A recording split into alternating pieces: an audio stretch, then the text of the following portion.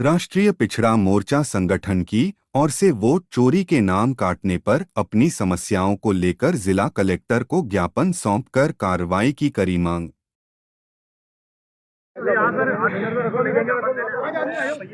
आज ये ज्ञापन हम इसलिए देने आए हैं, एक तो ईवीएम से जो वोट की चोरी हो रही है उसके विरोध में एसआईआर में जो लोगों के नाम काटे जा रहे हैं। आपने ईवीएम की बात करी सर, ईवीएम में आप किस तरीके से मानते हैं? आपने कहा कि हम तो ईवीएम को हटाना चाहते हैं। हमारी मांग तो ये ईवीएम से चुनाव ना हो, बैलेट पेपर से चुनाव हो। बैलेट पेपर को सुरक्षित मानते हैं आप? बिल्कुल सुरक्षित मानते हैं। हम ईवीएम के खिलाफ हैं। ईवीएम को पेपर से किसी भी तरीके की कोई छेड़छाड़ नहीं की जा सकती, आपका भरोसा है? बिल्कुल भरोसा है। बैलेट पेपर से चुनाव होने चाहिए। बैलेट पेपर से अगर चुनाव हो गए तो दूध का दूध पानी का पानी हो जाएगा, पहली बात। दूसरी बात यह है कि अभी हमारी जो है 25 दिसंबर को कटक के अंदर एक महासभा होने जा रही थी, जिसकी हमने परमिशन भी ले रखी थी। उस परमिशन को ऐन वक्त पे जो है रद्द करके जो है हमें परमिशन हमारी कैंसिल की गई, जिसमें हमारा करोड़ों का, हमारे संगठन का, वाम सेब का, भारत मुक्ति मोर्चा का और जितने भी हमारे संगठन हैं उनका करोड़ों का नुकसान हुआ। हमने पूरी व्यवस्था बनाई थी और लोगों ने आने जाने का रिजर्वेशन भी करा लिया था। लाखों की संख्या में वहाँ लोग जुटने वाले थे। अब इसी संदर्भ में हम जो है 22 फरवरी को नागपुर के अंदर एक महासभा करने जा रहे हैं, जो इसके अंदर सारे मुद्दे उठाए जाएंगे, जो माइनॉरिटी के साथ, अल्पसंख्यकों के साथ, दलितों के साथ जो अत्याचार हो रहा है उसके विरोध में, और ये जो सरकार जो संविधान को कुचलने की कोशिश कर रही है, संविधान की अवहेलना कर रही है, उसके विरोध में। वो जो आज संविधान को ताक पे रख के जो मनमानी की जा रही है उसके लिए। आपका नाम? रियाज अहमद मंसूरी, राष्ट्रीय मुस्लिम मोर्चा, राजस्थान।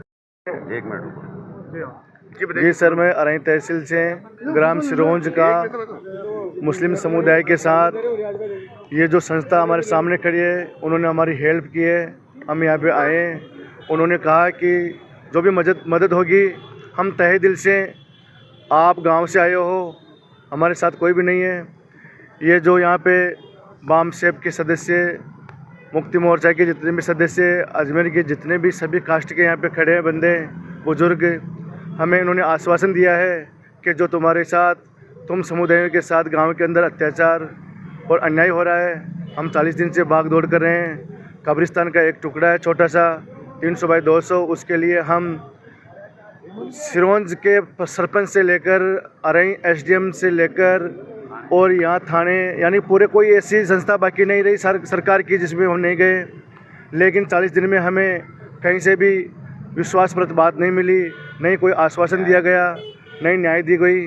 हम बहुत परेशान हैं और हम न्याय चाहते हैं कि कब्रिस्तान के अंदर जो जगह है पूरी को कब्जा कर रखे भूमाफिया, वो उसी जगह नहीं। मेरे गांव में एक ही समस्या नहीं है सर, मैं आप सभी को ये बताना चाह रहा हूँ, मेरे गांव के अंदर शमशान एक ऐसी प्रॉब्लम, ऐसी समस्या है एकदम कि उसे लोग कोई उठा नहीं रहे। लेकिन मुझे आज इन बुजुर्गों ने हिम्मत दी है कि तेरे गांव की समस्या क्या है, तो मैं सबसे पहले उस शमशान को याद दिलाना चाहता हूँ जहाँ पे सभी कास्ट के बंदे वहाँ पे क्रियाक्रम के लिए जाते हैं, वो भी वहाँ पे नहीं है। उसके बाद कब्रिस्तान, ये समस्या हमारे 30 साल से तो कब्रिस्तान में आ रही है, 50 साल से शमशान में आ रही है, और अभी इस कब्रिस्तान के लिए हम भाग दौड़ करे 40 दिन हो गए हमें।